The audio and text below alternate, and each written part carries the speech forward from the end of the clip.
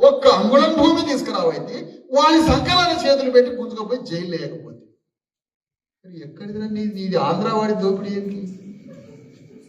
ఎంత విచిత్రం! ఒక్కడన్న అడుగుతున్నాడు తెలంగాణలో ఈ మాట.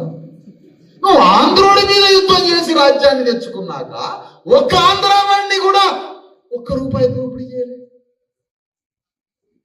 విప్లవం అంటే అంతే ఉంటుందా? విప్లవం అంటే అంతే ఉంటుందా? కాంచీరామ్ ఒక దగ్గర రాజ్యానికి వచ్చిన తర్వాత ఎవడి మీద యుద్ధం చేసి రాజ్యానికి వచ్చిండో వాళ్ళని 500 మందిని భస్మంలో కలిపేసి, అది విప్లవం. అది విప్లవం. నీ విప్లవం ఏది? ఆంధ్ర వ్యాపార సంస్థలు అంతే వ్యాపారం చేస్తాను, ఆంధ్ర భూదోపిడి అంతే కొనసాగుతుంది. వాని దగ్గర రూపాయి తీయకపోతే, వాని ఎకరం ముట్టుకోకపోతే, వాని జైలు లేకపోతే, వాని దన్నకపోతే.